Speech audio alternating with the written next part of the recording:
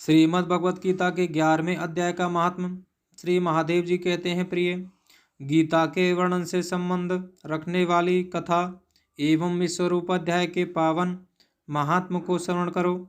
विशाल नेत्रों वाली पार्वती, इस अध्याय के महात्म का पूरा पूरा वर्णन नहीं किया जा सकता। इसके संबंध में सहस्त्रों कथाएं हैं। उनमें से एक यहाँ कही जाती है। प्रणीता नदी के तट पर मेघंकर नाम से विख्यात एक बहुत बड़ा नगर है। उसके प्रकार चाहर दीवारी और गोपुर द्वार बहुत ऊंचे हैं। वहाँ बड़ी बड़ी विश्रामशालाएं हैं जिनमें सोने के खंभे शोभा दे रहे हैं। उस नगर में श्रीमान, सुखी, शांत, सदाचारी तथा जितेंद्रिय मनुष्यों का निवास है। वहाँ हाथ में सारंग नामक धनुष धारण करने वाले जगदीश्वर भगवान विष्णु विराजमान हैं। वे परब्रह्म के साकार स्वरूप हैं। संसार के नेत्रों को जीवन प्रदान करने वाले हैं। उनका गौरवपूर्ण श्री विग्रह भगवती लक्ष्मी के नेत्र कमलों द्वारा पूजित होता है। भगवान की वह झांकी वामन अवतार की है। मेघ के समान उनका श्यामवर्ण तथा कोमल आकृति है। वक्ष स्थल पर श्रीवत्स का चिह्न शोभा पाता है। वे कमल और वनमाला से विभूषित हैं। अनेक प्रकार के आभूषणों से सुशोभित हो भगवान वामन रत्न युक्त समुद्र के सदृश जान पड़ते हैं। पीताम्बर से उनके श्यामव ग्रह की कांति ऐसी प्रतीत होती है मानो चमकते हुए बिजली से घिरा हुआ इस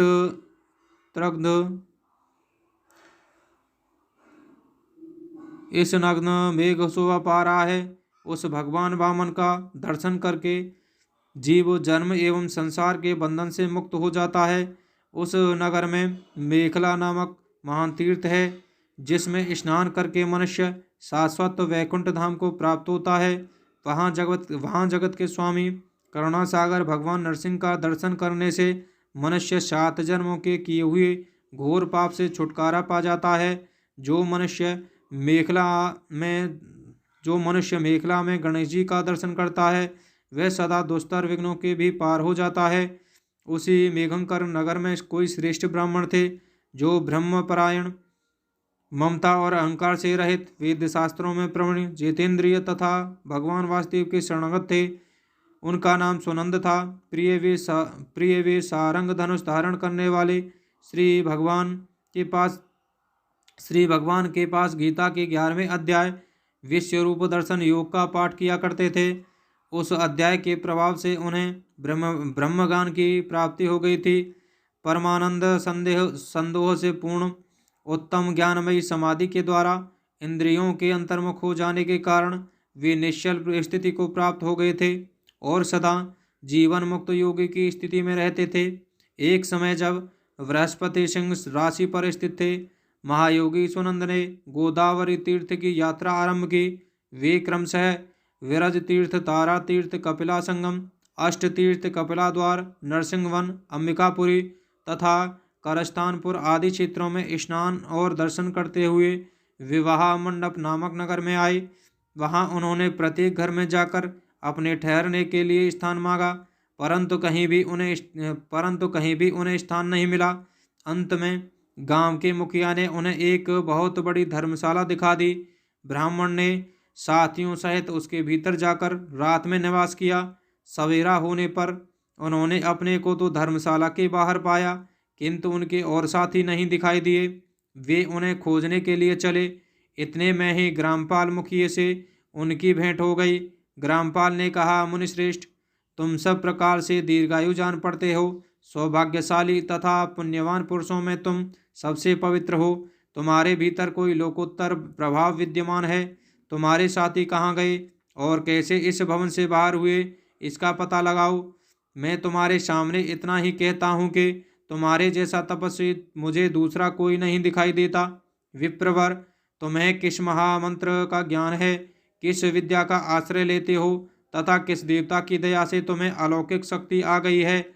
भगवान, कृपा करके इस गांव में रहो। मैं तुम्हारी सब सेवा शुश्रूषा करूँगा। यूँ कहकर ग्रामपाल ने मुनीश्वर सुनंद को अपने गांव में ठहरा लिया। वह दिन रात बड़ी भक्ति से उनकी सेवा टहल करने लगा। जब 7-8 दिन बीत गए तब एक दिन प्रातःकाल आकर वह बहुत दुखी हो महात्मा के सामने रोने लगा और बोला, हाय, आज रात में राक्षस ने मुझे भाग्यहीन के बेटे को चबा लिया है। आज रात में राक्षस ने मुझ भाग्यहीन के बेटे को चबा लिया है। मेरा पुत्र बड़ा ही गुणवान और भक्तिमान था। ग्रामपाल के इस प्रकार कहने पर योगी सुनंद ने पूछा, कहाँ है वह राक्षस और किस प्रकार उसने तुम्हारे पुत्र का भक्षण किया है? ग्रामपाल बोला, ब्राह्मण, इस नगर में एक बड़ा भयंकर नरभक्षी राक्षस रहता है। वह प्रतिदिन आकर इस नगर के मनुष्यों को खा लिया करता था। तब एक दिन समस्त नगरवासियों ने मिलकर उससे प्रार्थना की, राक्षस तुम हम सब तुम हम सब लोगों की रक्षा करो। हम तुम्हारे लिए भोजन की व्यवस्था किए देते हैं। यहाँ बाहर के जो पथिक रात में आकर नींद लेने लगें उनको खा जाना। इस प्रकार नागरिक मनुष्यों के गांव ने मुख इस प्रकार नागरिक मनुष्यों के गांव के मुझ मुखिया द्वारा इस धर्मशाला में भेजे हुए पथकों को ही राक्षस का आहार निश्चित किया। अपने प्राणों की रक्षा के लिए ही उन्हें ऐसा करना पड़ा। तुम भी अन्य राहगीरों के साथ इस घर में आकर सोए थे, किंतु राक्षस ने उन सबों को तो खा लिया, केवल तुम्हें छोड़ दिया है। दुर्योत्तम, तुम में ऐसा क्या प्रभाव है, इस बात को तुम ही जानते हो। इस समय मेरे पुत्र का एक मित्र आया था, किंतु मैं उसे पहचान न सका। वह मेरे पुत्र को बहुत ही प्रिय था, किंतु अन्य राहगीरों के साथ उसे भी मैंने उसी धर्मशाला में भेज दिया। मेरे पुत्र ने जब सुना कि मेरा मित्र भी उसमें प्रवेश कर गया है, तब वह उसे वहाँ से ले आने के लिए गया, परंतु राक्षस ने उसे भी खा लिया। आज सवेरे मैंने बहुत दुखी होकर उस पिशाच से पूछा, ओ दुष्टात्म, तूने रात में मेरे पुत्र को भी खा लिया। तुम्हारे पेट में पड़ा हुआ मेरा पुत्र जिससे जीवित हो सके, ऐसा कोई उपाय यदि हो तो बता। राक्षस ने कहा, ग्रामपाल, धर्मशाला के भीतर घुसे हुए तुम्हारे पुत्र के न जानने के कारण मैंने भक्षण किया है। अन्य पथिकों के साथ तुम्हारा पुत्र भी अनजान में ही मेरा ग्रास बन गया है। वह मेरे उदर में जिस प्रकार जीवित और रक्षित रह सकता है, वह उपाय स्वयं विधाता ने ही कर दिया है। जो ब्राह्मण सदा गीता के 11वें अध्याय का पाठ करता हो, उसके प्रभाव से मेरी मुक्ति होगी और मरे हुओं को पुनः जीवन प्राप्त होगा। यहाँ कोई ब्राह्मण रहते हैं जिनको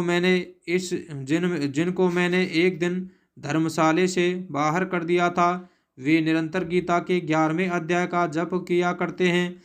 इस अध्याय के मंत्र से 7 बार अभिमंत्रित करके यदि वे मेरे ऊपर जल का छींटा दें तो निसंदेह मेरा साप से उद्धार हो जाएगा। इस प्रकार उस राक्षस का संदेश पाकर मैं तुम्हारे निकट आया हूँ। ब्राह्मण ने पूछा, ग्रामपाल, जो रात में सोए हुए मनुष्यों को खाता है, वह प्राणी किस पाप से राक्षस हुआ है? ग्रामपाल बोला, ब्राह्मण, पहले इस गांव में कोई किसान ब्राह्मण रहता था। एक दिन वह अगहनी के खेत की क्यारियों की रक्षा करने में लगा था। वहाँ से थोड़ी ही दूर पर एक बहुत बड़ा गिद्ध किसी राही को मारकर खा रहा था।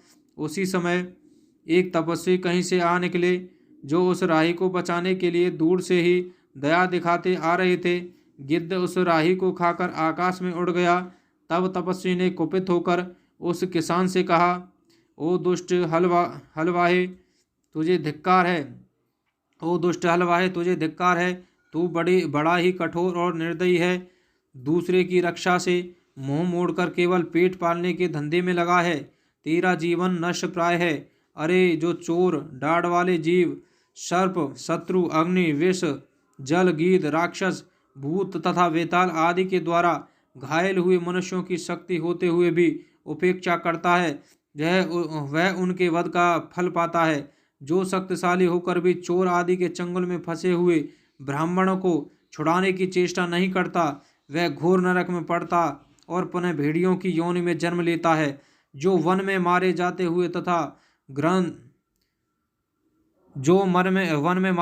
हुए गृध्र और व्याघ्र की दृष्टि में पड़े हुए जीव की रक्षा के लिए छोड़ो छोड़ो की पुकार करता है, वह परम गति को प्राप्त होता है।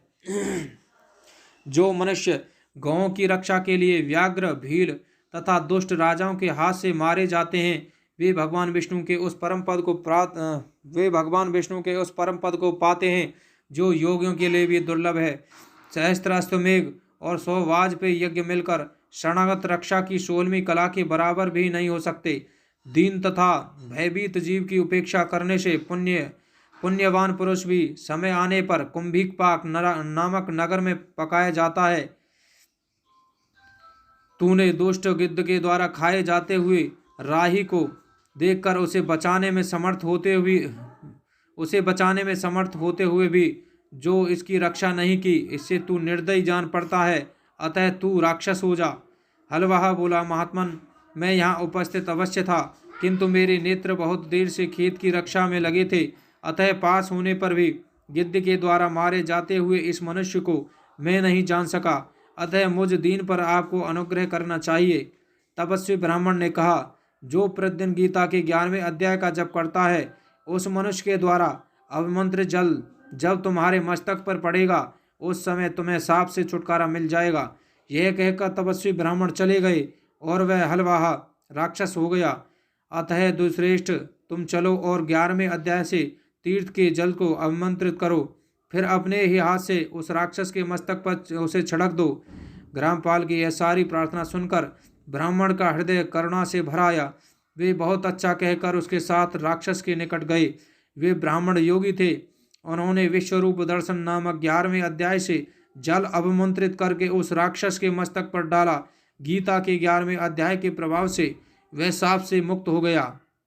उसने राक्षस देह का परित्याग करके चतुर्भुज रूप धारण कर लिया तथा उसने जिन सहस्त्रों पथिकों का भक्षण किया था, वे भी शंख चक्र एवं गदा धारण किए चतुर्भुज रूप हो गए। तत्पश्चात वे सभी विमान पर आरूढ़ हुए। इतने में ही ग्रामपाल ने राक्षस से कहा, निशाचर, मेरा पुत्र कौन है, उसे दिखाओ। उसके यों कहने पर दिव्य बुद्धि वाले राक्षस ने कहा, ये जो तमाल के समान श्याम 4 भुजाधारी, माणिक्यमय मुकुट से सुशोभित तथा दिव्य मणियों के बने हुए कुंडलों से अलंकृत हैं, हार पहनने के कारण जिनके कंधे मनोहर प्रतीत होते हैं, जो सोने के भुजबंधों से विभूषित कमल के समान नेत्र वाले, इस नग्न रूप तथा हाथ में कमल लिए हुए हैं और दिव्य विमान पर बैठकर देवत्व को प्राप्त हो चुके हैं, इन्हीं को अपना पुत्र समझो। यह सुनकर ग्रामपाल ने उसी रूप में अपने पुत्र को देखा और उसे अपने घर ले जाना चाहा। यह देख उसका पुत्र हंस पड़ा और इस प्रकार कहने लगा। पुत्र बोला, ग्रामपाल, कई बार तुम भी मेरे पुत्र हो चुके हो। पहले मैं तुम्हारा पुत्र था, किंतु अब देवता हो गया हूँ। इस ब्राह्मण देवता के प्रसाद से वैकुंठ धाम को जाऊंगा। देखो यह निशाचर भी चतुर्भुज रूप को प्राप्त हो गया। 11वें अध्याय के महात्म से यह सब लोगों के साथ श्री विष्णु धाम को जा रहा है। अतः तुम भी इस ब्राह्मण देव से गीता के 11वें अध्याय का अध्ययन करो और निरंतर उसका जप करते रहो। इसमें संदेह नहीं है कि तुम्हारा भी ऐसी ही उत्तम गति होगी। तात, मनुष्यों के लिए साधु पुरुषों का संग सर्वथा दुर्लभ है, वह भी इस समय तुम्हें प्राप्त है। अतः अपना अभीष्ट सिद्ध करो। धन, भोग, दान, यज्ञ, तपस्या और पूर्व कर्मों से क्या लेना है।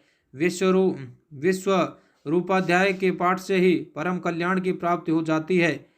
पूर्णानंद संदोह स्वरूप श्री कृष्ण नामक ब्रह्म के मुख से कुरुक्षेत्र में अपने मित्र अर्जुन के प्रति जो अमृतमय उपदेश निकला था, वही श्री विष्णु का परम तात्विक रूप है। तुम उसी का चिंतन करो। वह मोक्ष के लिए प्रसिद्ध रसायन है। संसार भय से डरे हुए मनुष्यों की आदि व्याधि का विनाशक तथा अनेक जन्म के दुखों का नाश करने वाला है। मैं उसके सिवा दूसरे किसी साधन को ऐसा नहीं देखता, अतः उसी का अभ्यास करो। श्री महादेव जी कहते हैं, यों कहकर वह सबके साथ श्री विष्णु के परम धाम को चला गया। तब ग्रामपाल ने ब्राह्मण के मुख से उस अध्याय को पढ़ा। फिर वे दोनों ही उसके महात्म से विष्णुधाम को चले गए। पार्वती, इस प्रकार तुम्हें 11वें अध्याय की महात्म कथा सुनाई है। उसके श्रवण मात्र से महान पातकों का नाश हो जाता है। इसके श्रवण मात्र से महान पातकों का नाश हो जाता है।